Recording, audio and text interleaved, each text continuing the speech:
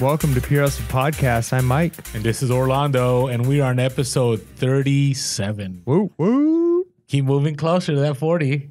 Is that the goal? 40? No, I mean, think about it, though. This is episode 37. Like, again, we keep reminiscing, but I never even thought we'd make it this far. Right? We told ourselves we're going to give it 6 months, right? And then we had that big business meeting, and we're like, we should keep going. Yeah, let's keep going. So I'm hoping this time next year, we're in a different place. Yeah. Not a different, I like our studio. Yeah, no, place, yes. Yeah. But hopefully we keep moving forward. No, I'd love to get a lot more subscribers. You know what I would love to be able to do is be able to make, we've talked about this, but, I know it would require some kind of financial adjustment. Now we're getting off topic. We even talk about this, some financial income coming in, but, doing 2 podcasts a week. Oh yeah, that'd be awesome. And that'd be incredible. Well, I think if we were to move towards that, and I think part of it too is, what do our listeners want? Because I think what we're trying to do with this is provide content, right? Like specific things that we want to give. We have the hustles of the week, we have the BOLOs, we have specific topics and news topics, all those things.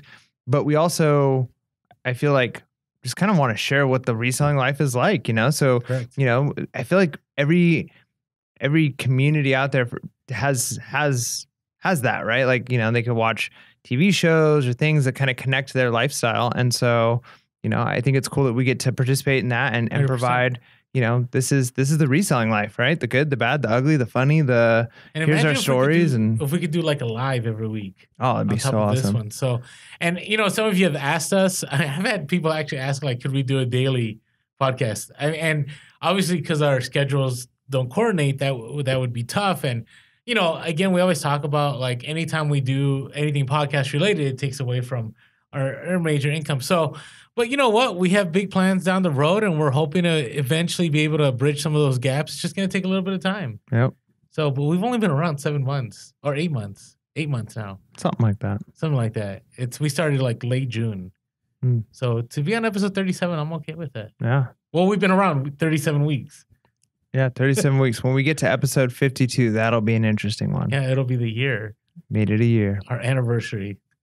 We'll have to do something really big. There'll have to be like a Pure Hustle Podcast birthday party. There you go. A celebration. All right. So how things been going? You kind of sourcing and listing has been kind of interesting for you lately. Yeah. I mean, it's weird. Things have actually been pretty good. Still really busy. School's been busy. Luckily, like the sickness has kind of left the household, which is nice. I mean, that can be devastating. Yeah. I still haven't been able to do quite as much listing as I would like. Just other things going on and taking on other side projects here and there for things. I do like video and stuff on the side. So all those things have kind of taken an effect on or made an impact on that. But we got the entire box listed that I mentioned that we purchased. And so getting that listed helped us get a lot of eBay sales. I feel like it got that algorithm moving again. And so we've been making fairly consistent sales. Our numbers keep going up, the total inventory we have in our store. So I don't know, things are moving. I'm starting to feel like we're starting to catch some momentum again. Okay. What about you? How are things going for you? They're going well. It's I just have mountains of death piles, like some mountain piles, I guess you'd call them. And part of that is, I talked about this a few weeks ago. The struggle is now that is this close enough? That's good. Now that if you guys are listening to podcast, I'm trying to be better about the sound fluctuations happening from me moving away from the mic. Yeah, you got to stay close. Yeah. Mike has made a promise he'll make sure I stay close. We are an audio program, so speaking into the microphone is probably the most important thing we can do. That is very true. So, I had discussed the idea that now that I'm full time, I kind of don't know, like, I'm trying to figure out, like, what's the best way to spend my time, right? Or what's the best way to source. And what happens is, you go deal to deal to deal to deal. So, since the last podcast, we had President's Day weekend. And so that's a really nice weekend for retail arbitrage. And then there's other stores that have like these sales that happen within a few days after. And so there's another opportunity for retail arbitrage.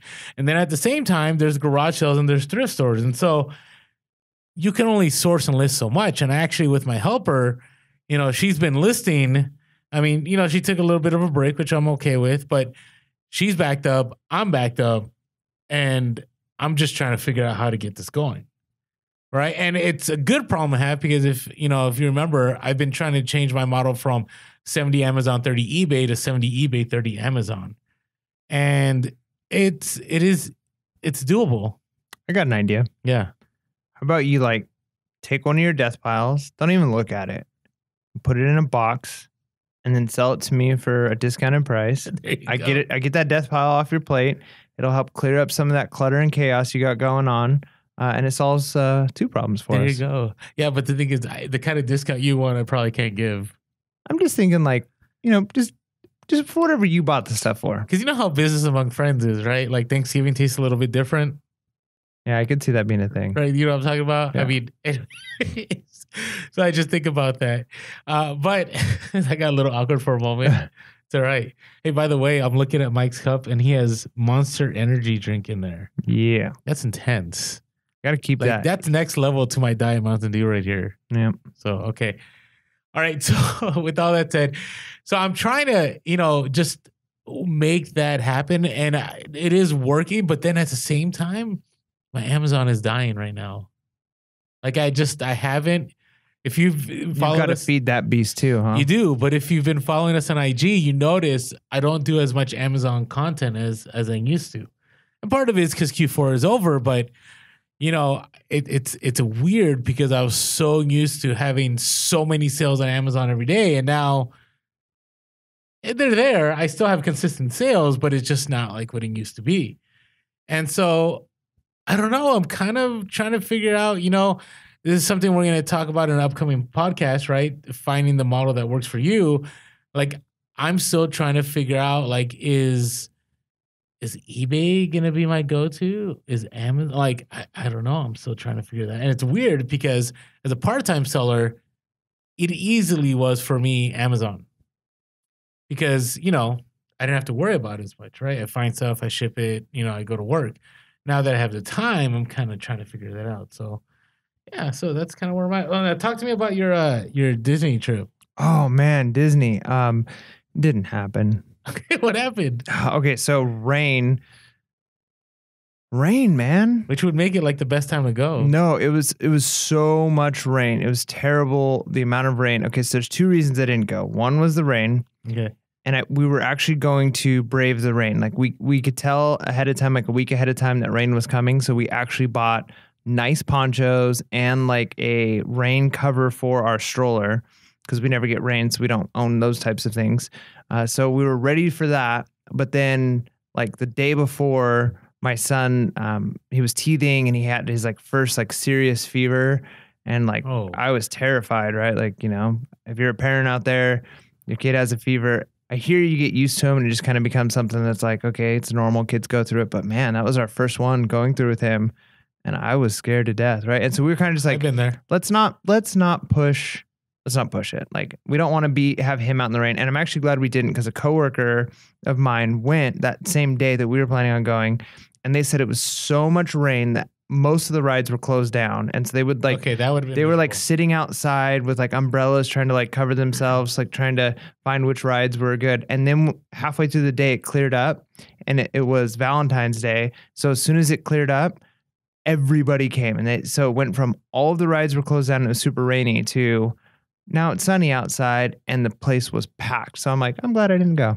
Okay. Well, at least you knew that you could go based on the fruits of your labor. That's right. Yeah. Right. And now you have capital again. I got more capital to play with. Yeah. Now, hopefully you're doing a future trip kind of to reward yourself. Yeah. No, we actually ended up doing we went to a couple of like kids museums and actually we spent money, the same money we would have for Disneyland, and just did more family stuff with it over the next few days. So it was fun. That's good though. That's nice. So the other thing I did meet with my tax preparer. Yeah, I was going to ask you, taxes, man. It's so rough. But did it go okay? Yeah, it was fine. It's going to be one of multiple meetings. For 2 reasons. One is I need to be more organized, and we've talked about that multiple times. Do you think that the amount of time you're going to spend meeting your tax preparer for multiple visits, that if you'd have spent that same amount of time throughout the year, it would have been one visit? Possibly. I would have just dropped off my paperwork and it would have been good. The other thing is it's my first time as a full-time, right? So there's a lot of things to think about. Trying to figure out what that looks like. Trying to figure out what that looks like. And so, I'm thankful that I had programs in place. I had like Mile IQ to track my mileage. I can use GoDaddy bookkeeping, but there was like weird stuff in GoDaddy bookkeeping where it was like, it would put like this category of other expenses and it was like this massive amount on the Schedule C. And I click on it and it doesn't let me click on it. So I'm like, what is that? And what I found out it was, whenever there's a big expense, it's usually Amazon, right? And it was funny because my typer looked at my paperwork and goes, "You know who's making the real money here, Orlando?" I'm like, "Who?" She goes, "It's Amazon."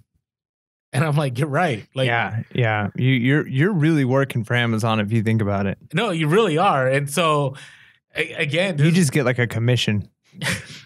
Well, no, I think you're right. Like, if you look at the percentages, like, this is why we always talk about, like, we don't share numbers, and I don't share Amazon numbers because you really don't know what that means, right? So I could tell you, and I didn't make this, by the way, but I could tell you I made $850,000 on Amazon.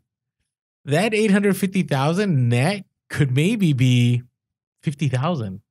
It could be more, it could be less, it could be $10,000. I mean, and so that's, one of the things you have to think about if you want to go into Amazon, especially if you want to go into volume with Amazon, like wholesale and so on. And I'm kind of evaluating that. Like, is that something I want to do? And I would tell you at this place right now, I'm not sure I want to go down that road. I still want to use Amazon. But we're going to have another episode. We have some interviews coming down the road here soon. I'd like to talk to other resellers that went through the recession of 2008. I want to hear what they have to say. Like, did they make it through that? Yeah. Well, they did. Obviously. That way we can be prepared for this upcoming one, or lack of one. That's never happened in the history of economics. So. I don't know. Didn't the Romans have like several hundred years, the golden age of Rome? I mean, you never know. Yeah, but their economic system looked a little different. Yeah, I know. I agree. I'm just messing around. Okay. All right. So you got any crazy stories you want to, not crazy, but any stories you'd like to share? Yeah. So today went to garage sales. It's nice to actually be out to some garage sales. You did and I didn't. That's what's crazy. You didn't? No, I did not. Unbelievable. Well, it is. And it's weird because I don't think I've ever missed a Saturday of garage sales unless it's like over Christmas or something. But I woke up this morning and I had my routes all chosen. But, it was cold. I didn't wake up when exactly I wanted to. And then I saw my massive mountain death piles. And I'm like, and there's only like priorities. I mean, sometimes listing is more. I mean, but I had major FOMO. Did you? Major FOMO. Even now I have major FOMO. Yeah. So I'm kind of anticipating, like, what is Mike going to tell me here? Well, I mean, I wouldn't say I did like incredible. I mean, I feel like I made some decent profits. We'll talk a little bit more when we get to Hustle of the Week too. But okay, so we've talked a little bit before. I'm not very confrontational. Like I'm not super pushy when it comes to being at garage sales. And I do sometimes when I'm at garage sales, as I'm looking for stuff to sell, occasionally I'm looking for things like for me or for my son or my wife, too. Like, is there anything? And so I go to one garage sale and I'm looking at stuff, and there were two like little baggies of Hot Wheel cars. My son is just starting to get into cars, and it said $3 for the bag. And there was a whole bunch of them in there, and they definitely wouldn't have resold for it wouldn't have been worth it, right? But I was like, oh, that might be worth like getting for my son. And I like look at the table to see if there's anything else, and like some lady comes up and grabs both bags and runs away with them. I'm like, oh well, I guess I'm not gonna get those like for my son. Runs away, like snatched them. She grabbed them. Well, she didn't like take off the property, but she like grabbed them really quick. She could tell I was looking at them. Yeah. And so like, well, I missed that. And a couple of other times today, I was looking at something and I wasn't aggressive enough to like get it because I wasn't sure. And I was looking at other things, and then somebody else grabs it. So I'm like, well, there we go. So anyways, by the way, Saturday, this episode drops on Wednesday. So if you're listening, Mike did not go to garage sales on Wednesday. No, yeah, I went on today as of recording today. There you go. Saturday. Okay. So I'm at the garage sale. I'm at my last one for the day. I'm ready to go home. And it was like it was supposed to be a community garage sale, but it was only like 4 houses. And so this is the worst. I went to, and the parking was really bad because it was like a little like alleyway with these houses were in. So I parked and I had to like walk to each one. So I'm walking and I get to the last one, and there was nothing at any of them. So I'm already kind of like, well, I'm probably not going to find anything here. I look and I don't see anything. I start to turn around to walk away, but I was like, I'm going to look one more time. And I look back and the lady is pulling out a box out of the garage and I could see it says BOLOs on it. That is awesome. So I turned around really quick. I wish I woke up this morning. So I walk back up to the house and I say, how much for the BOLOs? I didn't even look at the box to see what kind it was, anything like that. And she's pulling out 2 like speakers that went with it. And she's like, 40, right? I'm You like, didn't even look at it. I haven't looked at it yet, right? I mean, it was like 40 isn't bad. No, but that's the thing. So it's a BOLOs box, big box, multiple speakers. Oh, it's like a BOLOs box. It's a BOLOs box. Yeah. Oh, that's it is a better. BOLOs box. Yeah, Okay. it's not like a box that has Sharpie written BOLOs on it. So it's a BOLOs box, and she's like starting to tell me things about like what's in there. And another guy is standing and he walks over and he's like, does it have the remote? And he says something to her about the BOLOs box and he asks how much. And so I just immediately was like, okay, I'll take it for 40. Didn't do any research on it. Didn't do any, but I was like, I'm not missing another thing. This is not going to be Hot Wheels. And I could just see like the guy was You like, went Sinbad. yeah, I just dropped it. 40, here you go. Should have paid in ones, like just. If you're wondering what we mean by Sinbad, it's again when Sinbad drops piles of money on this show that he bought a car because he had bad credit. If you're wondering what that's from, check out our last 2 podcasts. We mentioned it. So he went Sinbad on her. I went straight Sinbad, and I could tell the other guy was kind of frustrated and walked away. But I was like, I'm not letting it happen again. And even the way I was thinking, and it's funny because earlier that day I was at a garage sale. And the very first one I went to today, so it's like bookends for me. First one I went to of the day, I could hear the people at the garage sale talking. It was like they were raising money for like a soccer team or something. Yeah. So there's all of these families at one big garage sale. And they're like, yeah, we've had a bunch of people ask, for things, and we tell them $1 or $2, and they say no. How about $1? And they're like, I just want to I'll just rip it or break it or throw it away and say like, no, it's not even worth it to sell it for $1. I'd rather throw it away than sell it for $1. That's anger right there. Yeah. And so going from that to this one where I was like, you know what? I'd rather just spend $40 and this be junk and throw it away and not let this guy next to me get it because I'm tired of other people taking my stuff. I hear you. I've been there.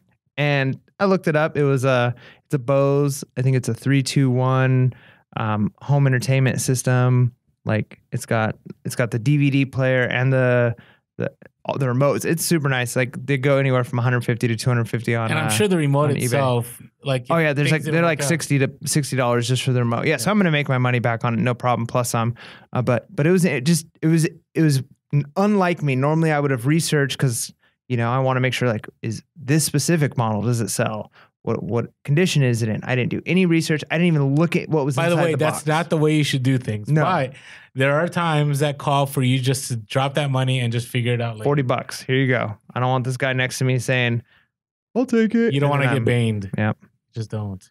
Nice. Yeah. What about you? Any interesting? Okay. So this is going to be a little bit lengthy, but I wanted to talk about this a little bit. So, our good friends Hugo and Tiffany up in LA, I usually go every few weeks and go thrifting. And during Q4, I would do retail arbitrage.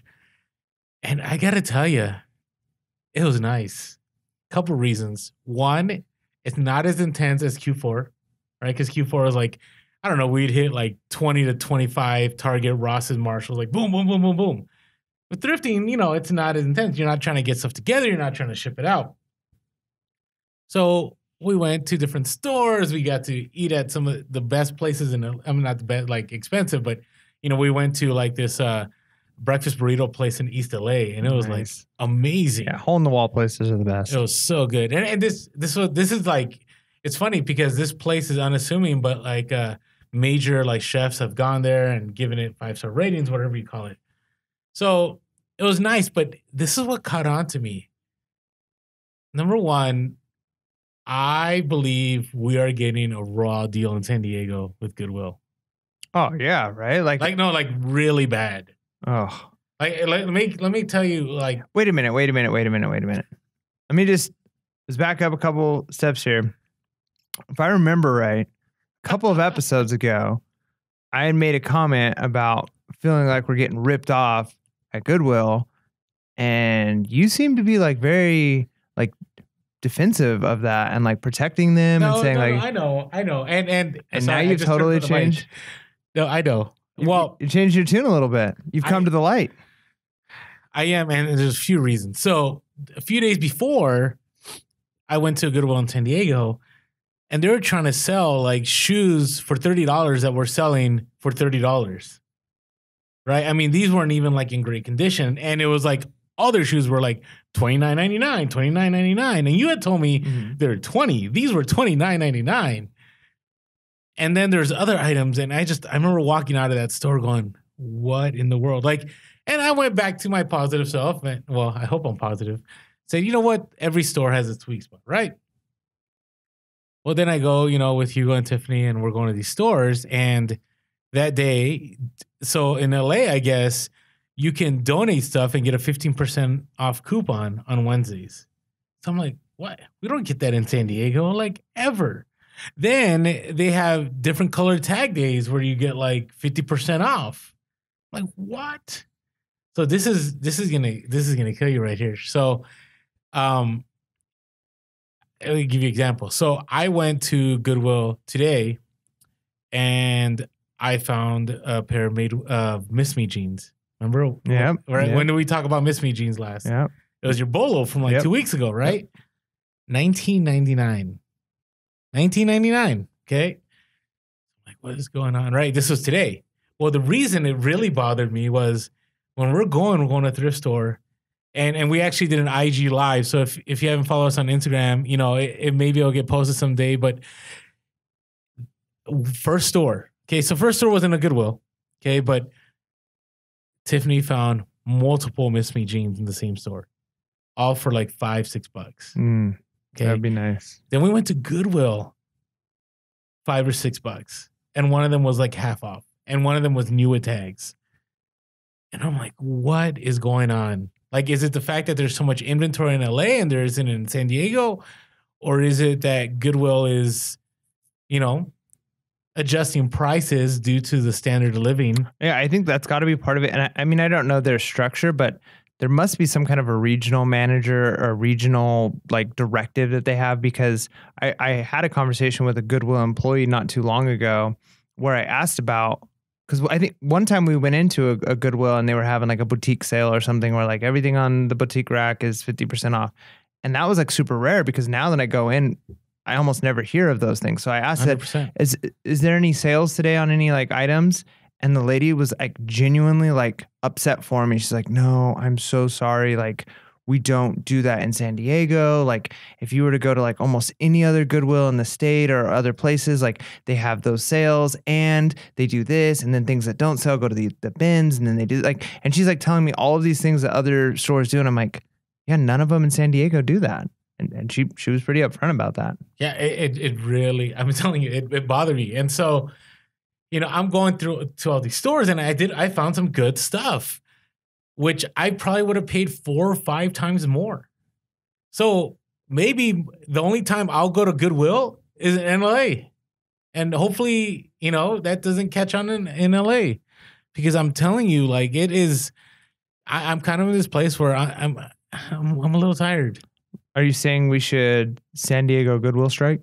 No, that's not going to happen, because what'll happen is the smart people will go, yeah, I'm done with this, and then they'll show up at the store and get all the good stuff. No, I mean, no, the market should fix itself though. Like if Goodwill, well, I mean, I figure it's got to before long anyways. I think the market will fix itself, because they can't be bringing in enough profit, because unless they're selling to new resellers who don't know the value of items yet, right? Where they're paying up way too much on items.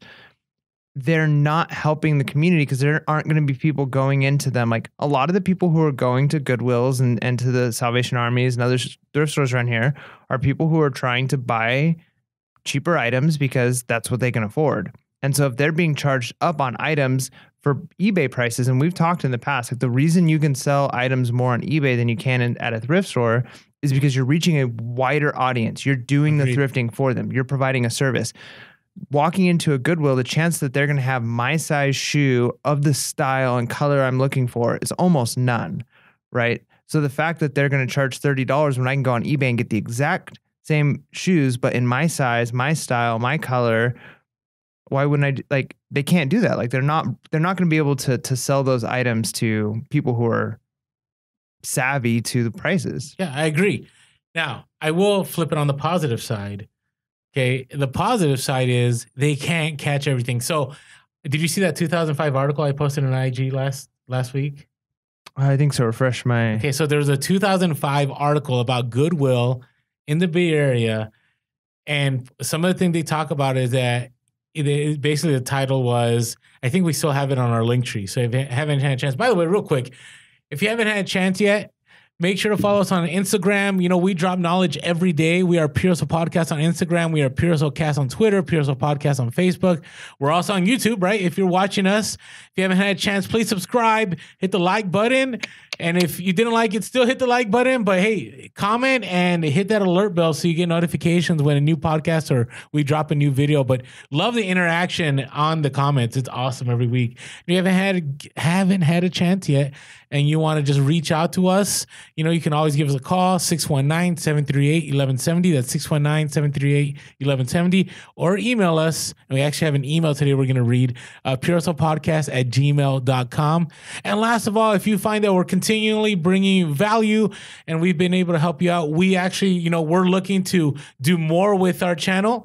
And so if I always feel bad pitching this, but you know, we do have a link down below to donate. It's also in our link tree on Instagram. Feel free to, you know, drop us whatever you feel is right. But, you know, Mike and I think in a few months, we would love to be able to have the opportunity to maybe do a live every week, provide more videos. It's just we got to be able to, you know, move aside some of our reselling business to make that time. And financially, if we can make that happen, we want to make it happen. So see the link below, real simple. And yeah, if you feel the need to, go for it. Thank you. Yeah, it'd be awesome. And thank you to all of you that so far have donated. We are very appreciative.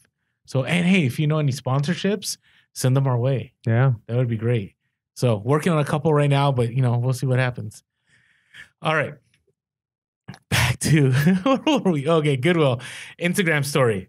All right. So in this news article, it talks about how they had people that they were constantly researching and going through the store, and anything that provided more than $50 profit, they pulled from the store and they sold it on their own auction site or on eBay.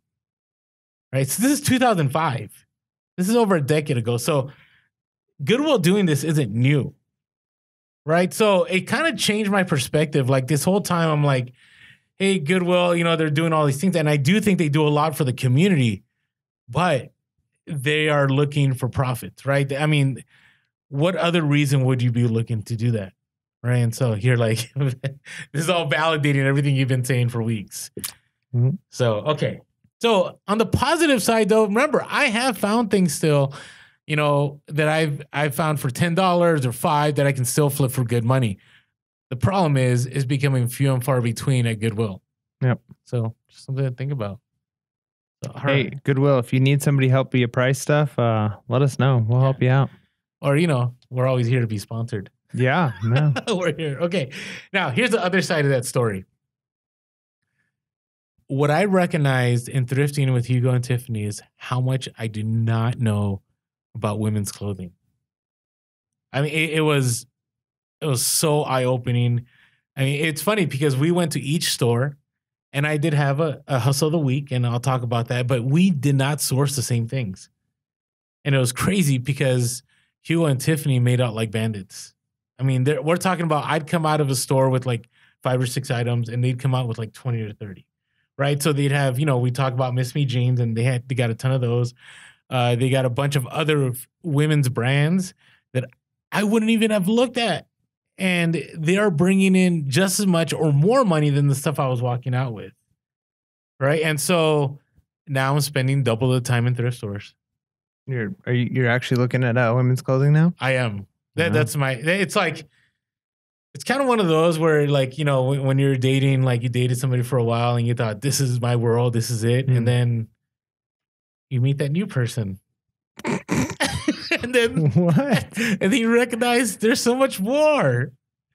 Yeah. So like when you're in high school and like you don't have anything to compare it with, and that first crush. Yeah, kind of like that. Like my first crush was men's clothing. And now I'm developing a crush on women's clothing. I don't even know. There you go. But there you go. Yeah, that happens. But I looked at some of the comps and I'm like, I am missing out. Yeah, it's Maybe crazy. this will take me to Poshmark. Yeah, and remember too, Poshmark isn't just women's clothing. We've done fairly well in men's clothing there too, and shoes. I mean, I know I've been kind of the Poshmark pusher, and I still think there's a place for that, but it does require a lot of sharing. I mentioned, I think, a few podcasts ago that I don't know if sharing is as important as like, putting new inventory in, and we've been killing it on putting inventory and haven't been doing any sharing and we haven't gotten sales. And then we spent a couple of days sharing and we got some sales. So you do have to have the time, I think, to share. Well, we're going to talk about that when we talk about eBay promoted listings in a little bit here. Got some news to drop. Ooh, hopefully it's good news. We'll see. We'll see. All right. So anyways, I have definitely changed. And this is weird because I've been reselling for so long, and now there's a whole new world out there. I think we need some like Aladdin music playing in the background right now. Okay, moving on. Mike didn't even give me a on that one. So I probably did, just further away from the mic. Okay, all right. You're supposed to be close to Mike. All right, hey, let's talk about some current topics. Let's talk about this first one here. Did you know that non-eBay store owners can now do promoted listings? I'm trying to think. I feel like when I very first started selling, before I got the starter store, I was able to do promoted listings. Is this new? Because it's new. It came out on the eBay community vlogs, and it was like official news. Oh, because I'm like, I could be wrong, but like I'm like 99% sure, because I remember I asked you, hey, sometimes I get like on my eBay thing, it'll say like, do you want to promote this for 30 cents? If it sells, you pay an extra 30 cents. I said, do you do those? And you said, yeah, I do that. And I'm like, oh, okay. Okay, maybe. I don't think I had a store yet at that point. But remember what I was arguing? Remember we were having this, not arguing, we were having this discussion last time about why an eBay store is necessary. And one of the things I had said about all the perks, right? I talked about like you could do markdown manager, you can do promoted listings, you can look at sales reports. Well, if non-eBay store owners can do that, I'm kind of lost here a little bit. Yeah, hopefully they just move away from the store model. It just makes sense. Like, I mean, they're probably making a little bit more money because they have the store model, but in a free market system, as more and more of their competitors don't charge for a store and just charge for the final value fee of the item or like promotions that they do, hopefully eBay jumps on board. I thought you'd be more worked up about this one. No, I'm not. Just feel validated. Yeah. Yeah, it's an outdated system, and somebody has said, like, I mean, a few people have made comments, like, it's true. Running an eBay store is much cheaper than running a brick and mortar store, right? So that's true. It's absolutely, I'm not complaining about that, but I think that the whole idea of paying for the store, paying for listing, and paying a final value fee is just an outdated system. Like none of their competitors are running completely on anymore. board now. Like the fact that eBay is charging me for a store and then they're offering promoted. It's funny. I posted this on IG and people were like, boo, like, can't believe that. And I agree. Like, so you're making me pay for a store. And then on top of that, if I reach a certain limit, and I get it, like the perks I get, like there's another thing we didn't talk about. Like if you're a top rated seller, like you save 10% on final value fee. So eventually, like it does pay for itself. But then I feel like it's double dipping on the other side of promoted listings, right? And yeah, it does promote your listing, but then I'm like, now if I don't have to pay for a store to be able to do that, and I get like a discount, I get my coupon on shipping supplies and I can do a sale, that's pretty much the only thing holding me to a store, right? So let's say I don't need the shipping supplies. So that's fine. I find a connection and like I'm done. Okay, the only thing holding me is running a sale, but I could technically run my own sale if I just drop prices every once in a while, right? It won't have the little slash through saying 15% off, which psychologically that has an effect on people, but that's just a weird thing to charge people hundreds of dollars a month to do, though. Yeah, I know. I'm not. That's what I'm saying. It's just interesting. Yeah, I mean, like you said with your tax preparer, like they made the comment that who's really making out on this? Amazon, right? It's kind of the same thing. Like eBay. And I'm thankful for eBay. Yes. But I think, I don't know, there's a little bit of injustice right here. Yeah, it's you're right when you say they're double dipping, right? Because that's really is what it kind of comes down to is they are, I feel like they're getting it, they're penalizing the people who are bringing them the money, right? Like, because really people who are selling stuff on eBay Such a positive episode. are giving them the money, right? Yeah. And so it's like penalize you by making you pay. Yeah, this is much less than you'd have to pay on inventory or on overhead for a brick and mortar store. But at the same time, it's like, why charge me a listing fee when you can just charge the final value fee of the item that sells, right? You're already doing that. Just do that. And you know what? Maybe they are going away from the store model. The only reason I say that is if I was thinking, and I'm not like a CEO or anything, but if I was thinking about it, how much more sellers would I be able to bring on the platform if I could offer all these things up front without a store subscription? Because maybe some people, they get up to like 30 or 40 or 50 listings and they're like, I don't know, do I really want to pay for this? I can do Poshmark and I don't have to have a store. Yeah, lower the barrier for entry. I highly doubt that eBay, because in the beginning, I mean, if you think back to when eBay first started and you were, or maybe not when they first started, but when you first started selling on eBay and you were paying per picture, that made sense because server fees were way more, like space, like just the digital world looked very different.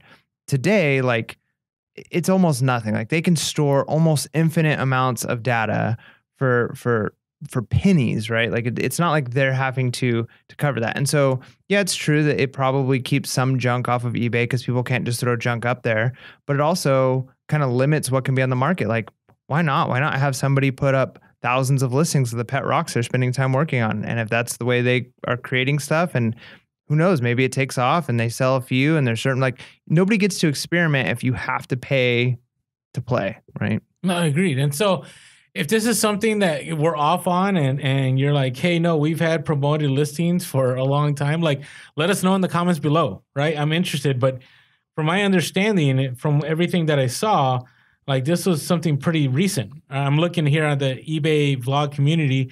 It was on February 20th, 2019, 9:47 a.m. Promoted listing allows sellers to amplify, blah, blah, blah, blah. Sellers who are in good standing, so maybe that's part of the reason, right? They charge for stores. They want people that are all in. Will be able to use this service regardless of whether or not they have an eBay store, right? And they also get sales reports, right? That's one of the things we don't think about. So I don't know. I was looking for aggressive Mike, but I think since we're in agreement, we're not gonna go there. Yeah. Well, I think I have the same amount of aggression that I had before. It's just because you agree with me, you don't feel like it's aggression. That is true. Anyways, all right, let's keep it positive.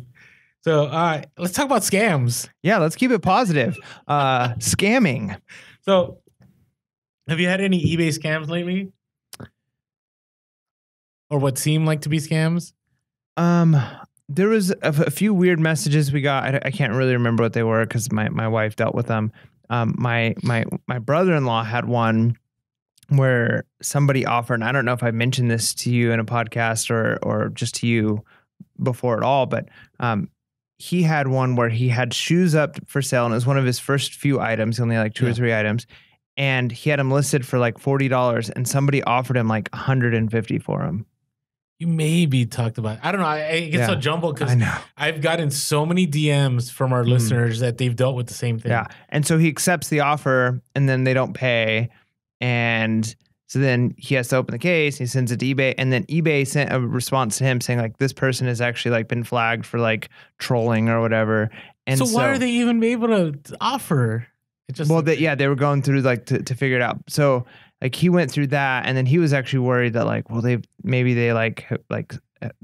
a way to like hack my account. I'm like, no, I don't think you have to worry about that. They were just being goofy. And I've heard a few other people mention similar things. So, but other than that, I don't think I've had any scams. What about you? Are you being scammed? No, I haven't had it happen yet, but I wanted to bring this up just because we have a lot of new listeners, a lot of new resellers. And if things sound too good to be true, usually they're too good to be true, right? And so you mean the prince that will send me money if I Yes. give them my bank account information? Is it real? And you know what? Those kind of scams have been showing up to listeners. It's kind of like, hey, you know, I want to pay you some of this now, but can you text me later and I'll pay you in a different way? Yep. And I'm just like, that is wild. To me, that was the Craigslist world, man. Oh, I know, but so much of that on Craigslist. I feel like a lot of those things are beginning to happen again. Like, and I'm not sure because I had somebody DM me and they showed me like their interaction. Like somebody, again, they had a pair of cleats, you know, and they were gonna sell them for, I think it was like 60 or 80, and somebody had offered them like an obnoxious amount. It was like 1,200 or whatever it was. It just was really bad. And so, you know, they had DM me and they had asked me like, you know, what do you think about this? And right away, that was an easy one. Like, hey, this person is trying to scam you. Like, yeah, just deny the sale, and I wouldn't even touch it. So I'm looking at it right here. So this was, yeah. So they had, I don't know what, the cleats were nice cleats, but they weren't as much. So, oh yeah, they're selling them for 50. So this came from Uruguay. And the person said, I love these, and offered them $2,000.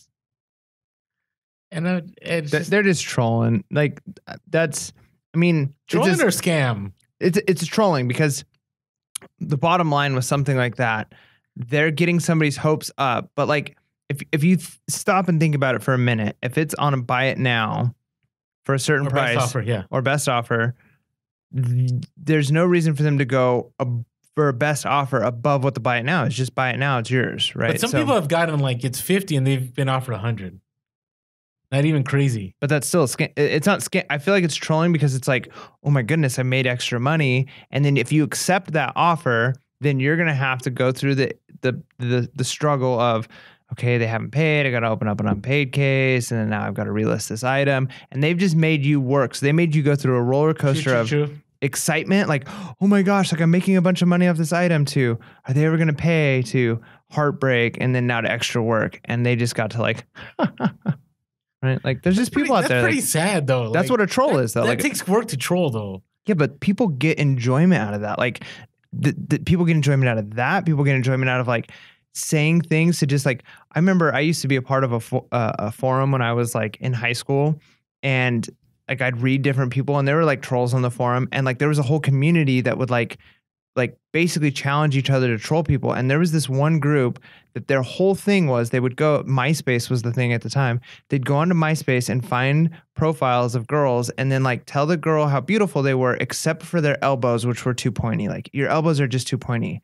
And then they would take like screenshots of like the responses, and like they thought it was really funny for like girls to be like, I didn't realize my elbows were pointy. And then like a friend would respond like, I don't think they're that bad, they're fine. And like people get all worked up, and like they were just like the pointy elbow trolls. Like they just went to hundreds of people's and they just would post the exact same thing. Your elbows are just too pointy, and they would just laugh at people's responses. Like they got a kick out of it. So now it's funny because, you know, we talk about trolls and we do have our own set. Yeah, they're okay. Whatever. We roll with it. But on eBay, you know, how do you handle that? You just ignore it and you block them. So if you don't know how to block somebody, just Google eBay block bidder or something to that effect. And all you do is you take their username, you put on the list, and you're done hearing from them again. Right? But, you know, we have a lot of new sellers and they've been encountering that. And again, if it's too good to be true, it's too good to be true. You know, and you could always call eBay, you could always call PayPal. I think about, I've had buyers that have bought like, you know, 15 items from my store at one time. Oh, I think that is one scam that I've had. But it wasn't a scam. It was legit for me. Really? Yeah. Go ahead. What are you going to say? I've had a few people. So there's one item that I was selling for like $19.99 with free shipping, and I had like 4 of them. And I had somebody, and this has happened to me a couple of times recently, where somebody will make an offer that's like $19.50. So it's like less than $19.99. But then when you actually like look at it, it's like for all 4 of them. Right. And so they're hoping that I'm just going to be like, yeah, I'll accept that offer. That's not too bad. It's 50 cents less. And they bought all 4. Right. Instead of like just the one. So they're bundling all 4 of them for just a little bit less than the price I'm asking for one, hoping, I think, that I'll accept that offer and sell them all 4 for the price of one. You wouldn't, for the price of one. Right. Well, no, but if it does have the times 4, it's gonna be all 4. You get what I'm saying? Right. Like it'll multiply it. No, I know, but I mean, I'm saying because I looked at the offer in the email and it wasn't the total price, so it wasn't like 20 times 4 would be 80, right? Yeah. Close to that. This total offer, the way it came up notification was $19.50 for this item. When I click into it and look into it, it was $19.50 for all 4. Okay. Well, there's a distinction. Like, so sometimes I get other resellers, which I'm okay with. They'll offer me, like, let's say I have 20 of one item. It'll say 10, it'll say like, let's say I'm selling it for 30. It'll say $20 times 10. Right. So if I accept that, I know that all 10 of them are going to sell for 20 a piece, and I'm okay with that. What sometimes happens is on the best offer, they'll put a little note. And they'll say, it'll say they offered you 19, let's say 49, and the little note says for all 4. But if you hit accept, I think there's a way that you can get out of that with eBay. I'm not saying hit accept, but there's a way. Well, that'd be good. But yeah, I feel like some people might try and scam you like that. Well, they'll throw the whole like with free shipping. With free shipping, yeah, you gotta read those offers, man. Sometimes people put crazy stuff in there. But again, like you can't do that. Even the eBay policy says if something is charging shipping, you can't ask. Like you have to agree to the terms of the shipping on there. So just something to think about.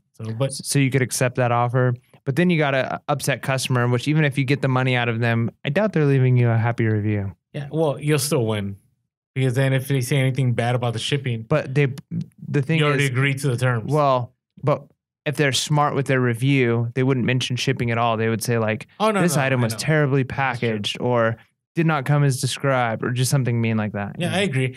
I'm just a big believer, like for instance, the person that bought 15 items from my store at one time, I called PayPal and I said, hey, just let you know this person bought this. I want to make sure their account is good. And they said it's fine. And then what I did is for that special one, I documented every single item. Like I videoed all the items going into a box, sealing it in case they came back and said I didn't get something or they're saying I didn't receive the item. Like I had documentation. Wow, that's intense. But that was 15 items. Yeah. Like I wouldn't do that if it was 3, I wouldn't do that, I haven't had a multiple item sale in a long time. Those are nice when you get them. Yeah.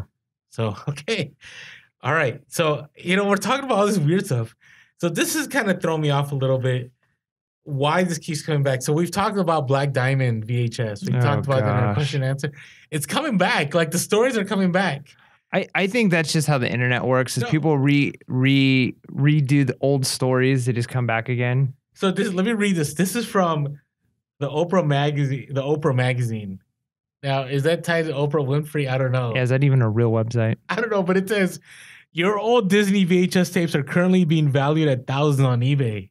Right? So if you're a new person, you're like reading this going, wow, like what a deal, right? So they go into this and they go, Disney VHS tapes are currently being valued for an astronomical $15,000 on eBay with others listed for $2,000.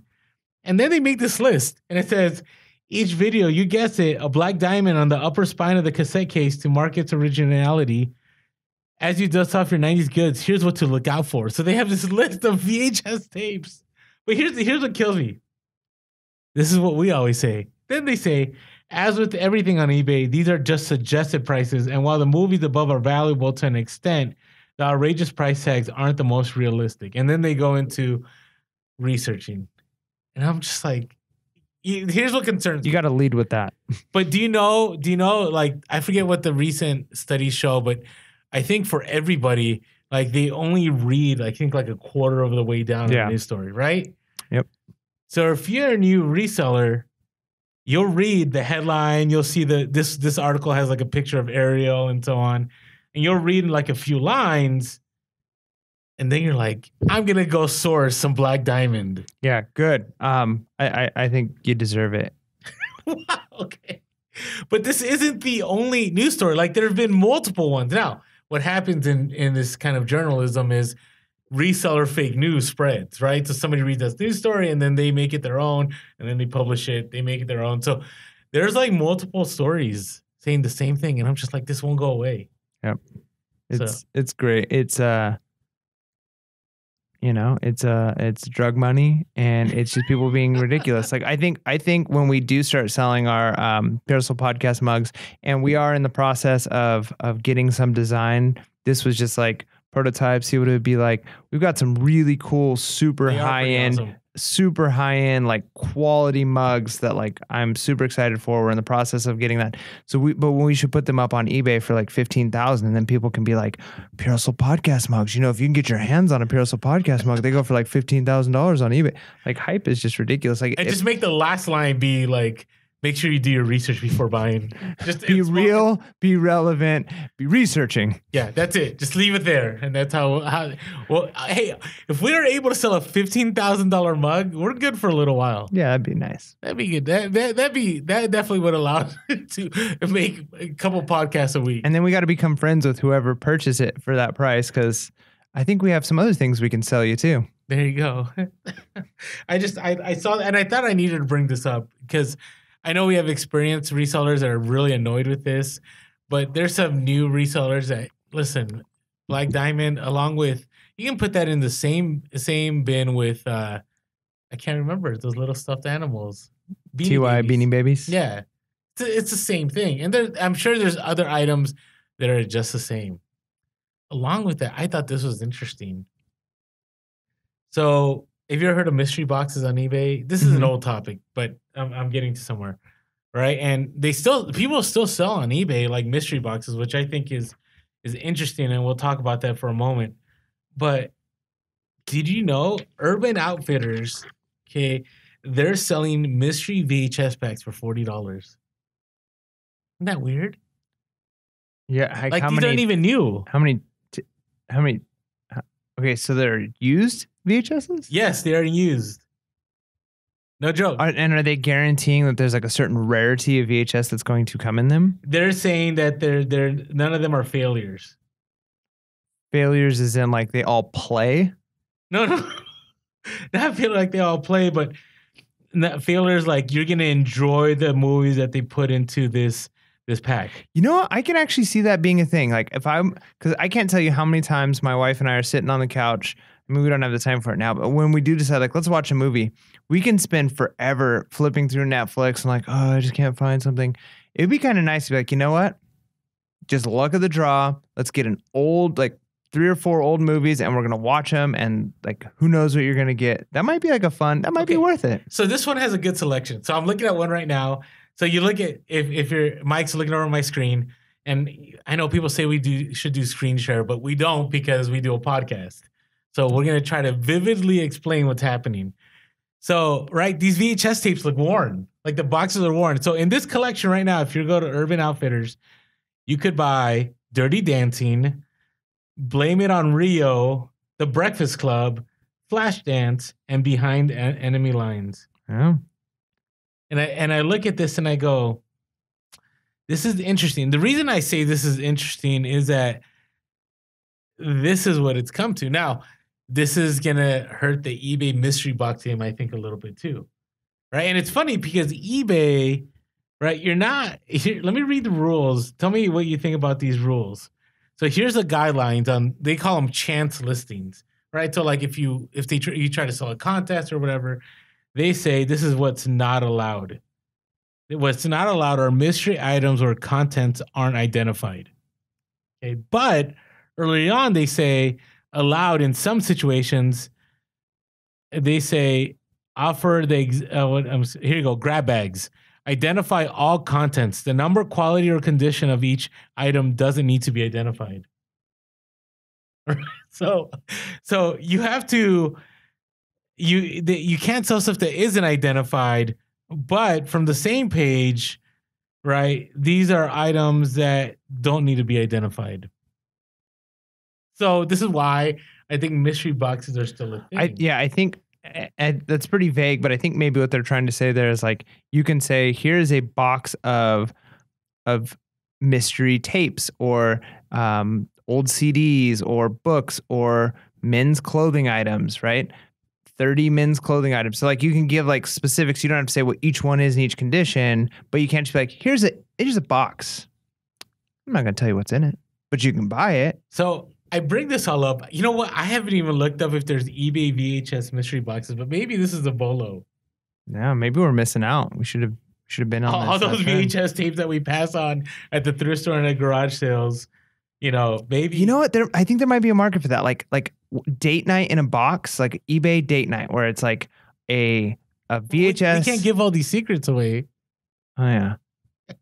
Nobody take that idea. I'm trademarking it. We're gonna delete this from the episode. So, but I'm looking like I haven't found any. Oh, here you go. Mystery. There's a mystery box of Elvis memorabilia, but there isn't one about VHSs. So maybe this is a bolo. I don't know. Maybe this will pop up. What's the bolo? VHSs? Good VHSs? VHS mystery boxes. I don't know. I'm just interested because, again, the reselling world is constantly changing. Now you have Urban Outfitters, which Urban Outfitters, they're kind of, edgy, right? They've gotten in trouble for stuff in the past. And I thought this was interesting because I'm like, maybe this is going to be, we've gone from bundles on eBay or mystery boxes of clothing to now maybe media. Well, and I think part of it too is like there's this almost hipster of like the old school. Like I feel like you go into Urban Outfitters and they have like the record players and records now, but they're like not real record players because they're like Bluetooth record players and stuff like that. But so maybe, VHS is just part of that and getting something about getting like an original VHS instead of, But you know what that means for us?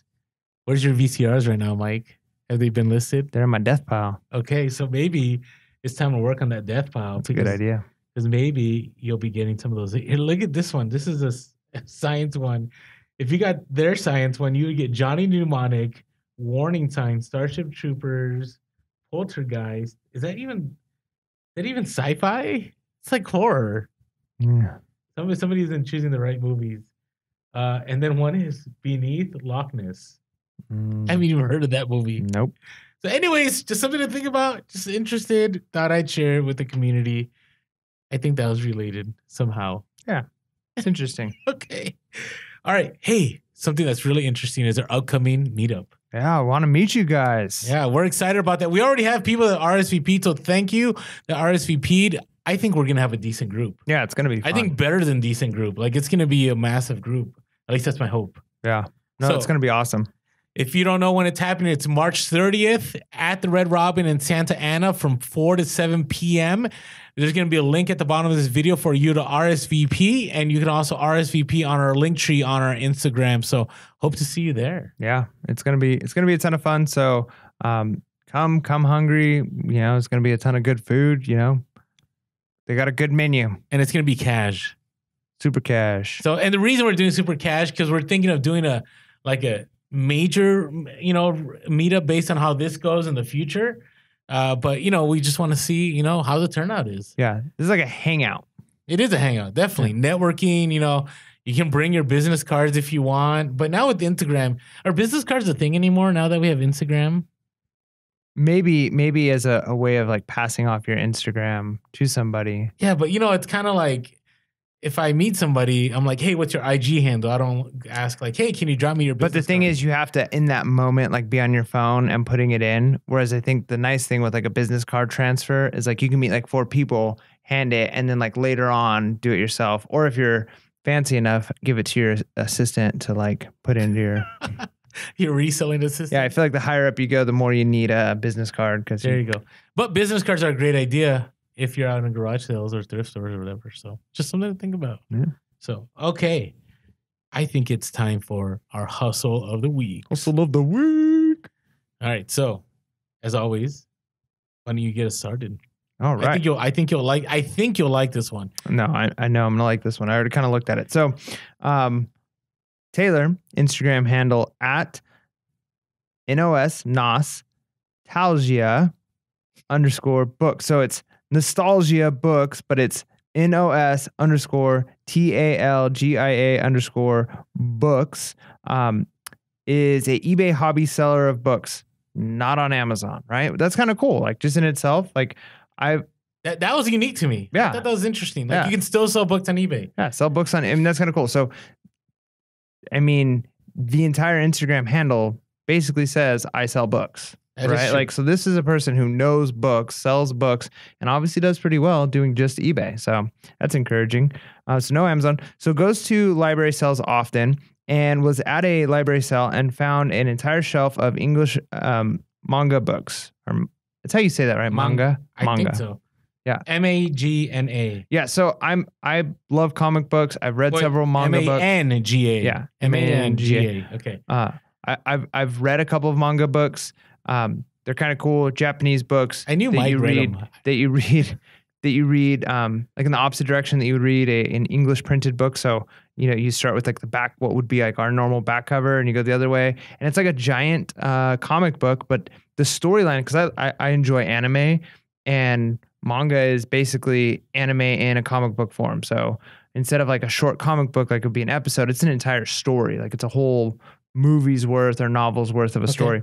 So the books are priced at 50 cents each, and knew the manager and was able to work out a deal for 30 cents each if you bought them all. So he buys them all, sorted them by series, and sold 3 complete sets of 20 for $65 each. It's a huge ROI. 3 sets. Yeah. $65 each. Paid 30 cents for 30 cents per book, yeah. And then 2 mixed lots of 50 for $50 each. So still has a lot more to sell. Says that networking, making bundles, and selling lots were huge to make this hustle of the week. $30 invested, $295 profit so far, with more to come. And while you're at it, read some of those books while you're waiting for them to sell. That's a good idea though, like bundling like that, because that's one thing I've heard with selling book sets or like selling books is you can, especially with the books that are like super common, like what's her name, like Nora Roberts or whoever, Daniel Steele, like all of these books that it's like. I get what you're saying, like the novels. Brown, yeah, like all these novels where they're literally a dime a dozen. You see them everywhere. But if you can get like a bundle of like 20 of them together and it's all different ones, you might have a better chance of selling them because somebody can start a whole collection that way or get like different sci-fi books, right? Like just like we saw with the VHS, if you were to say, hey, here's a bunch of random sci-fi or random space books, throw them all together in one lot. It's funny because somebody did DM us about Black Diamond, and they said if you get the whole set, you can maybe sell it for $30. So, there you go. Not 3,000. But hey, Taylor, that is an awesome hustle of the week. And if you're wondering how we come across these hustles of the week, if you haven't had a chance on IG, just hashtag hustle of the week, and we look on there. And one of the ones I'm about to share right now came as a result of that.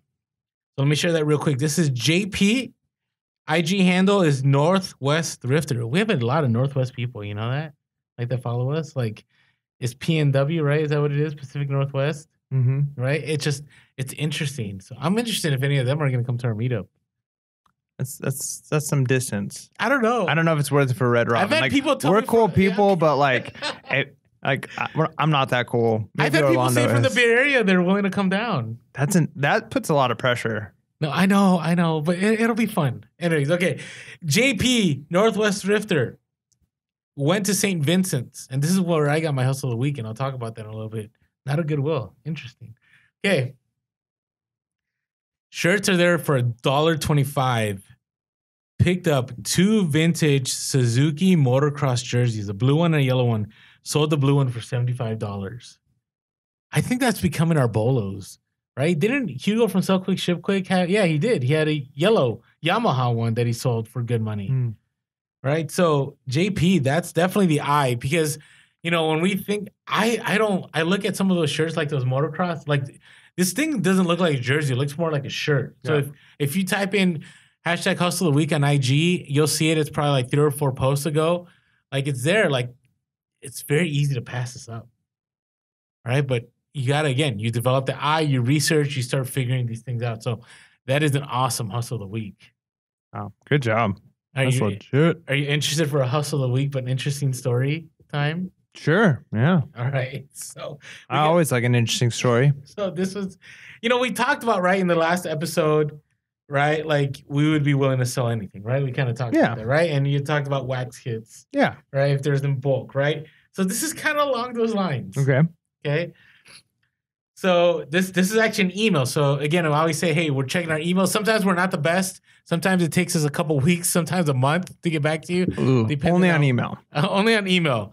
If you want to get to us right away, DMs is the way. But, email allows you to write more, right? So that's why sometimes people email us.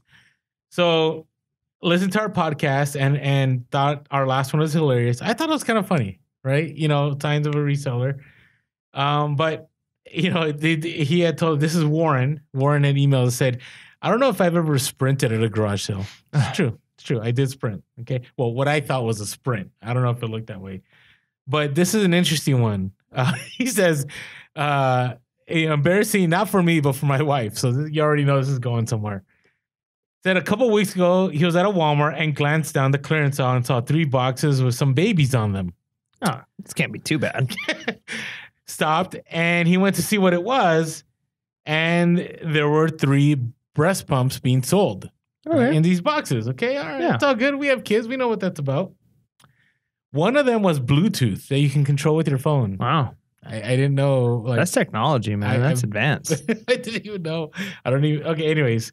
So never knew those existed before, but saw that they were on clearance for $75 a piece. So here's an opportunity for some retail arbitrage. Notice that the retail was $319 for one of them, and the other 2 was $269. Now you think about it, like, I don't know if I go out looking for that when I do retail arbitrage, but sometimes opportunity ends up showing up. So scan them, and they're selling for $150 to $225. Wow. Put them in the cart. Wife looked at them with a worried look, which I guess. For me, like, over time, like, these weren't major concerns. You know, I think you and Heather, like, it's business, right? Yeah. Okay. And so, you know, she had said, you know, what are you going to tell them at the registers when they take out the anti-theft? Well, he figured it out and he made the purchases. Now, did the cashier feel a little awkward? Sure. Yeah. You're going to be in some awkward situations. That could be a little awkward, but, you know. But here's what happened. We're all adults here. We're all adults here. Sold the Bluetooth one for $211. Wow. Okay. And then sold the other 2 for a total of $300 30 minutes later. Wow. Okay. So that's a quick flip. That's a hustle. That's a hustle a week for multiple reasons. 1, thought outside the box. 2, were willing to make that hustle and pay the cashier. And 3, sold it really quick for a nice profit. So, Warren, that is definitely a funny story, and it is a hustle of the week. That's good. It's good stuff. So appreciate it. So what are some of the weird things you guys have sold? Maybe let us know. You know, comments below. I don't know. Let's keep it pure hustle though. Yeah. You know, G-rated. You know, G-rated. You know, we can go PG. Kids might be reading the comments, so be nice. But you know, we've all probably sold some interesting, bizarre, weird things, and you know, it'd be good to hear what you've sold. There you go. So, anyways, hey, thank you all 3 of you for sharing with us. Taylor on IG, Nos_Talgia_books on Instagram, JP Northwest Thrifter on Instagram, and then Warren, who emailed us. Thank you so much for sharing with us. Appreciate those stories. Yeah. So what do you good got? Hustles of the week. Oh, there we go. Know, like the echo. Does that work? There we go. Eventually, we'll have the technology to make cool sound effects. Oh, I have the technology. I know we do. Lazy. I know. Yeah. There we go. I don't know about lazy. I think we're just being resourceful. Let's put it that way. Trying to be wise. What's your hustle of the week?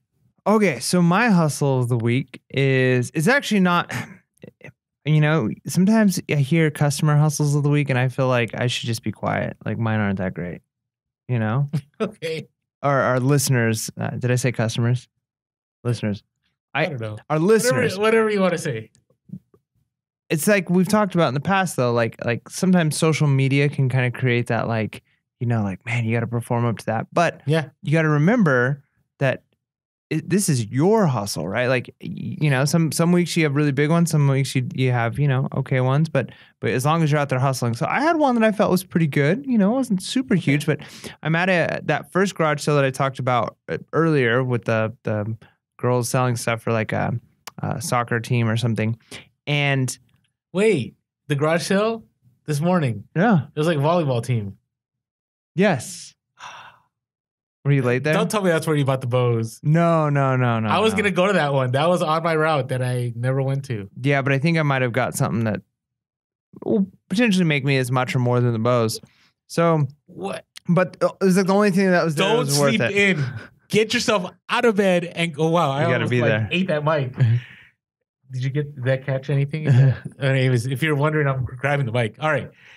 Get out of bed and get out there. Because you know what? I'm going to listen right now and hear about how much my extra sleep cost me. Probably not too bad, but a little bit.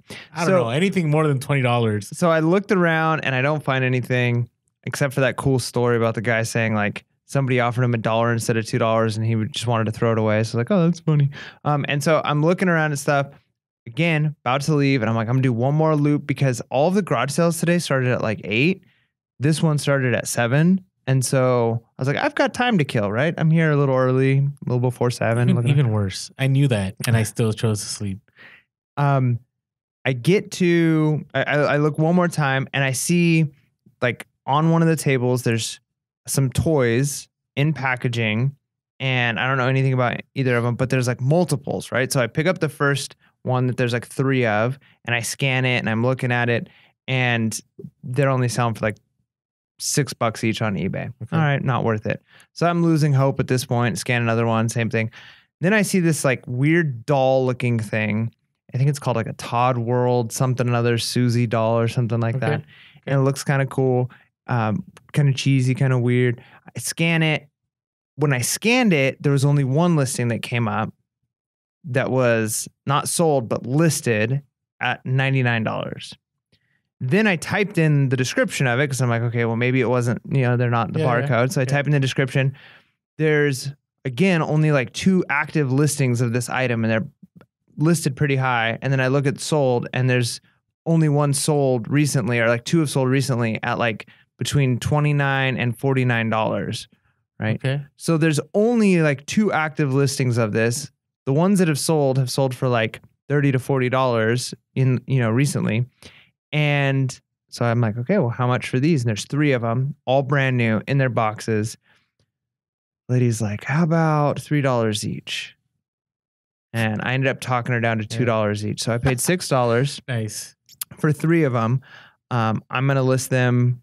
I don't know. I might try your strategy and just go, if somebody else is listening for $99, maybe I'll just list high like that and we'll see. But worst case scenario, probably $50 each, $40 each, somewhere around there. I'll play the long game on it. And I paid $2. The nice thing with multiples is it's taking pictures one time. It's one listing. I've got 3 of them up. Nice. Yeah. Oh. Shouldn't have slept in. I missed out on a bows, and then I missed out on that. Yeah. That's what happens. You pay for your sleep. But I'm sure you got some good hustle. Oh, no, I did. Okay, so this is again with that road trip I took with Sell Quick, Ship Quick. So it's funny because the first stop we make is St. Vincent's. And it's funny because I haven't been to the St. Vincent's in about, I want to say 3 or 4 years. I don't even know what that is. Okay, yeah. Well, they have a couple here, but they're not. I haven't really scored from those, so I haven't gone in forever. So this one when I went on a trip. I actually went to a concert out at the Wiltern and decided the next day to do some, thrifting. And this was at a time when there wasn't, for me, I didn't know enough. So I would walk out of stores and go, oh, I didn't find anything, right? So we show up at the store, and before we walk in, Tiffany goes, we've seen other St. Vincent's, like somebody in Portland had a St. Vincent's where they're charging like a ton of money, like Goodwill prices, right, for stuff. Now, that's going to be the new term, Goodwill prices. Wow. They're asking that Goodwill price for that. Well, we're being super not happy with that. Okay. So we walk in and to the store, and it looks like car dealership. I think they actually did sell some cars, like in the front. So I walk in and I turn to the left, and what catches my eye are a vintage 49ers jacket and a leather jacket. And the leather jacket's a Niners jacket. So I'm looking, and then I look inside the case. They have the glass case, and I see all these Cry-Cut. You know what I'm talking about? Is it Cry-Cut or Cricket? I think Cry-Cut. I used to work at Joann's Fabrics. Oh, that's right. Yeah. So what's the proper name for them? I always called it Cry-Cut. A lot of customers called it Cry-Cut. Some called it Cricket. I never asked the makers of the company. So whatever it was. And it's funny because, I remember earlier podcasts were like, oh, this is one of those BOLOs we'll never share or something. I can't believe you're sharing it, man. Yeah, you know And what? baby Because Sharna. this is why. Because when I initially said that, we weren't really on Instagram that much. You know, So you didn't know other people knew? yeah, but man, I've seen it like all over the place. Oh, okay. Well, I've got one All right. sitting in my garage right now. Okay. So I'm like, whatever, I'll share on the podcast because it's already blown up on Instagram. I'm not sharing anything that people don't know about. So again, another reason you should be on social media because you get to hear about all these things. And so I look and I see the Hello Kitty one. So this is what, if you're wondering, these are like crafting machines, right? Is that what they like? You make cards and stuff like that? Yeah, what it really does is it cuts out shapes from paper. So like you can put in vinyl sticker in there and it'll cut out shapes. You can put in paper in there and it'll cut out. So like think of like old punch cutouts. It's kind of like that, but it's like a very fine fine blade that can cut out really intricate shapes. They're just printers with blades that cut out shapes. Yep.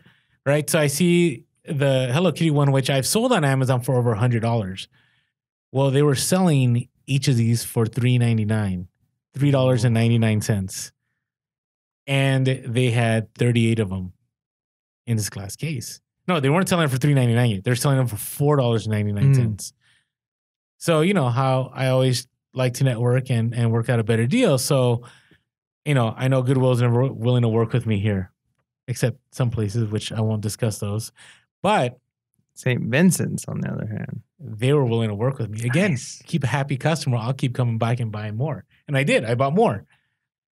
And I'm like, hey, you know, what if I bought all 38 of them? Would you be willing to work out a deal? So she gets on the phone. I don't know who she calls. She calls somebody. And they're like, you know what? How about $1 off on each one? I'm like, yeah, $38. $38 profit right away I'm going to make. And sure enough, bought them all. So I paid $100 and something. I think it was a total of $171 I spent. I bought the leather jacket and a couple other things. Okay, all I have to do is sell like 2 or 3 of them from that batch. Because there was like a Disney one, which sells for money. There was a couple other ones that sell for money. All I got to do is sell 3 or 4 and I'm in the green. So I'm probably going to net $600 to $700 profit. On IG, I put $500, but it's probably going to be that much profit off that one purchase. I'm really working on envy, man, and not being envious of people. Yeah, but it's not always like this. Yeah, I hear stories from you all the time. I know. I feel bad for Mike because Mike, you get some deals though. I get like little deals where like, yeah, I bought a pair of shoes for $4 and they sold for 110. Bought a hat for 50 cents and it sold for, 100 and something.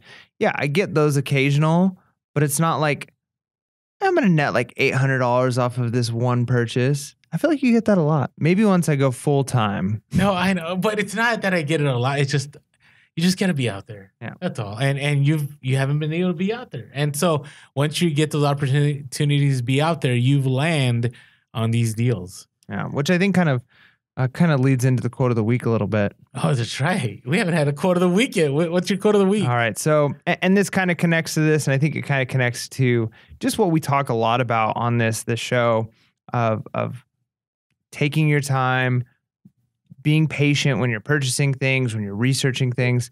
And this is a Leo Tolstoy. Wow, we're going Leo Tolstoy here. Okay. Literature, right? So one of his quotes is this: the 2 most powerful warriors are patience and time. True. If you've got patience and then you add the time in there you go. Victory. I will say, to me, that's the eBay model that works for me. And we're going to talk about this. Our upcoming podcast is all about what model works for you. And, we're going to have discussions about this. But yeah, patience. I agree. Like in reselling, especially in the eBay world, it's a lot about patience and time. Yeah, on the selling portion, but I think also on sourcing, right? Like sometimes it's easy to get frustrated because I haven't had the huge finds. I find consistent like big sales and big items that I'm happy about that keep me going, but I haven't found that like, wow, I'm gonna make like $1,000 off of this one purchase. But patience and time. Well, I get it. And you'll get. Remember, there's other resellers that have had multiple of these experiences and they've been reselling for years. I would say in my 5 years, they happen more often now. But again, it's because of knowledge and consistency. But it's not always like that. I mean, today it was funny before the podcast started. I had mentioned your San Diego Gulls hoodie that you have on. So San Diego Gulls is a minor league. Is it minor league hockey? I'm not sure what they call it. Yeah, it's leads hockey, into, but it's not NHL. Right. And there was 1 week I went to garage sales, and the only thing I bought was 5 hats for $15. Now, I sold one of them, a San Diego Gulls hat, for $27. But that's all I got that day at garage sales. So it's not always like that. Yeah. But it is a lot like that. Not always, but this is why I can't believe I didn't go garage sale. That's it. That will never happen again. Yeah. How many hundreds of dollars did you miss out on today? I'm not going to rub it in. No, I know. Those mountain death piles just were so overwhelming. And I'm going to have more. I'm going to go sourcing tomorrow at certain stores that are having deals, and I'm just going to have more of a death pile, but I can't miss out on those deals. Those deals don't mean anything until you get them. Listed. I know. I'm working on it. Getting a little defensive there. No, I just feel very overwhelmed right now. Like it's rare for me to feel overwhelmed. Like I've gone through a lot of stuff in life. Yeah. So so when I feel overwhelmed, I must be overwhelmed. So it's all good though. Hang in there, man. We'll get through it. We'll get through it. All right. Bolo. Is that our Bolo? That's our intro? sound effect. Bolo. Bolo. Okay, I'll go first in mine. All right. So no, wait. Yeah, Bolo. Okay. Bomber jackets. I know it's generic, but I think pretty much any bomber jacket that is leather, you will sell for money. So I posted on IG today one of the bomber jackets that I picked up in the middle of a Saturday afternoon. It was 50% off, and it was at our special store. No one had picked it up. Thousands probably have passed it up. And I put an IG post so you can read about it. And I picked it up for $10 and I sold it for over $200. But that's not the only one. I found another one, an LL Bean. Okay. It was called like a Flying Tigers one. Never heard about it, never seen it. It was a bomber jacket. I listed it for $300 and I sold it for over $200. This was a while back. I have sold multiple bomber jackets through my whole reselling career, I guess, quote unquote. And you can't go wrong with bomber jackets. Even like little kid ones, like remember that movie Planes? Yep. Right? It was like the Cars. Like even I've sold those even little bomber jackets for money. So it's crazy. If you come across a bomber jacket, like, do your research, but you may have, some nice ROI coming your way. So that's my Bolo. That's a good one. I like it. What'd you got? This one's weird. I don't know if this even counts. I mean, it does. I have never found it yet, but okay. I think this works because having a young son now, I'm starting to like learn about like toys and what toys are the thing. And it's relatively new. I mean, they've been around for a couple of years, but what I've noticed with kids stuff is kids have toys for a certain number of years and then they end up at garage sales, right? Because they grow out of the sale. So what's coming out right now or popular right now is going to be in the next year what starts showing up at garage sales. Huh. So good point. I think they're called, it's like Tengu, I think is the brand, but they're wood blocks that have magnets in them. They're really nice, really nice, super nice, super expensive. If you buy them new in the set, it's like, I feel like the new Lego as it were. Huh. And they are for a box of like 20 pieces or 24 pieces, you're looking at anywhere from like $30 to $60 new. Wow. And people are buying them like they buy Lego. So, cause like each kit, like you can use them for anything. They're like, like little, they're not even that big. They're just wood blocks, but they have magnets. So they stick together and you've got more maneuverability and they're painted with like a cool, like kind of like a plasticky chalk paint and they look really neat. I've handled them a few times. I've started to see similar things at garage sales, like little magnet connector things. And I'm just like, you know what? In the next year or two, these Tengus are going to start showing up. And when they do, I look on eBay already because it's like, maybe I can get a bunch on eBay.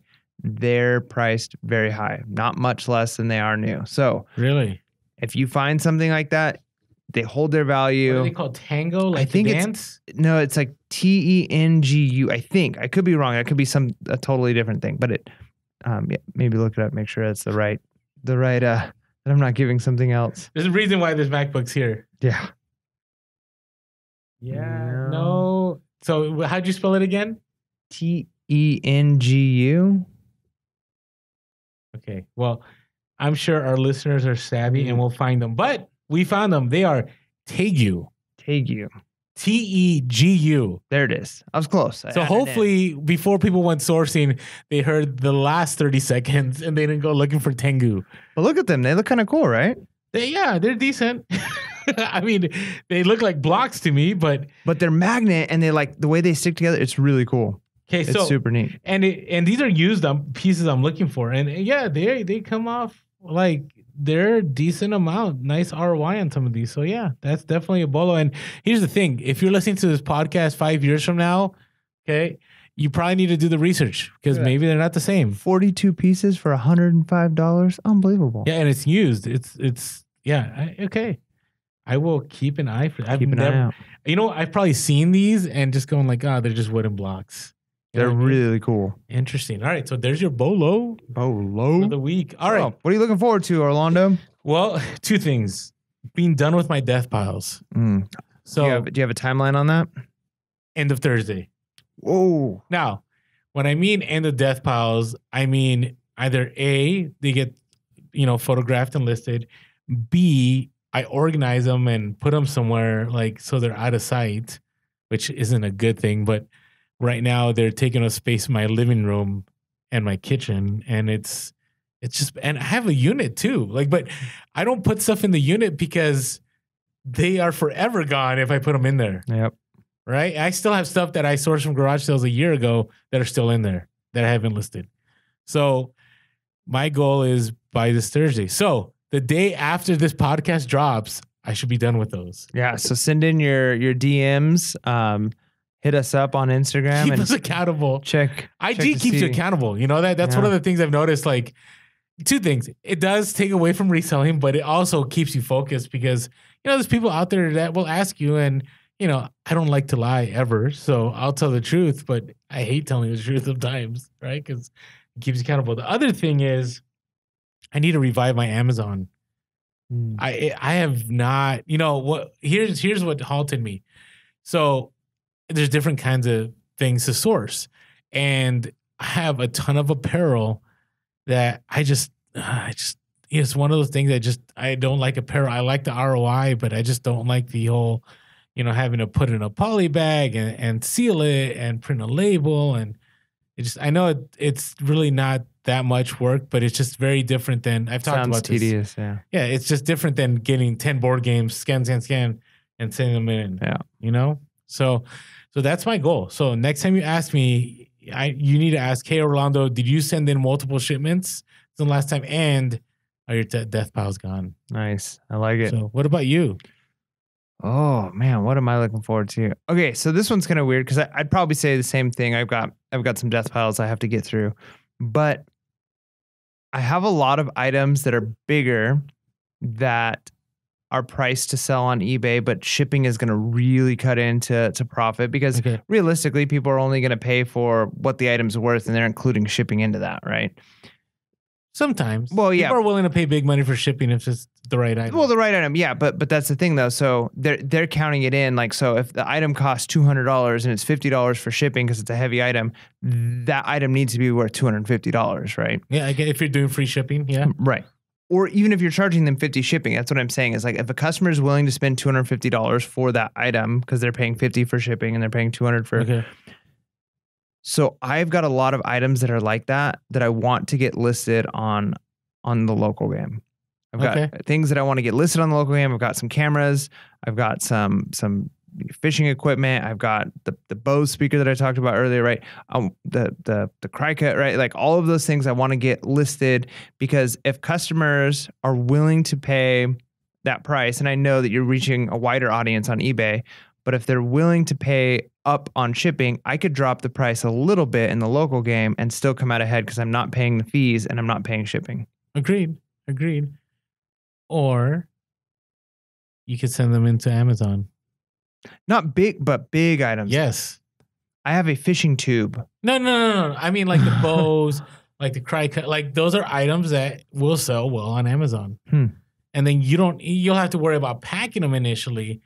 to send them to the So warehouse. they'll sell used on Amazon? Of course. I mean, that is one of the things that I consistently did when I first started Amazon was textbooks and used electronics. I mean, I'm not saying that's how I got ungated, but it played a part because I constantly was sending stuff. Even if you don't have like the box and all of the you don't need the. I mean, as long as it's complete. When I mean complete is like, so for instance, like the BOLOs, right? Okay, you have to make sure you have all the speakers and you have the power cord and the remote. If you have all that, you're good to go, right? If that's if it has a DVD player, that's a BOLOs DVD player. I don't know if it did. Then you got to send that, but you already have the box for it too, right? Right, and you manual. Yep, it's got all. But again, Amazon's going to take their fee. They're going to take that. If I can sell it local, true, but you might be able to sell it for more on Amazon. Maybe. If you look at comps on eBay and Amazon, you're going to see it. There's some things that sell for double the price on Amazon. Now I see things that are listed super high on Amazon, but that is like you can't always tell what they're selling for. Well, you can, based on. Okay, third party. Talk about this. So Keepa right now, they're charging now. So it used to be free. Keepa.com was a way you can see, ranking on items and how much they sold for in the past and so on. So now it's a $17 a month fee. But, you should just ask me. I'm paying for it and I'll look it up for you. But if you're going to do in the Amazon game, I think Keepa is something it's a cost of business. But yeah, listen, when I first started Amazon outside of textbooks, used electronics, I consistently sold used electronics.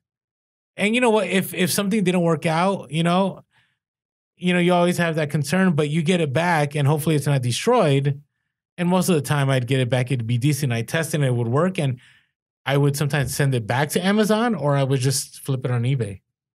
So, but I'm telling you, Mike, that could be a gateway into Amazon for you. Something to think about. I believe it. It's just scary. Bubble wrap and label and send it in. Just make sure it works. There we go. So, all right. Hey, so anything else you're looking forward to? No, I think that's it. Okay. I'm hoping you're able to do some more sourcing and some more listing. And that's always. We'll keep ourselves accountable. But I think we need to hit certain stores that we've talked about in the past. That'll get you there. So. I hope so. All right. With that being said, make sure you're being real. Be relevant. And be reselling. Peace.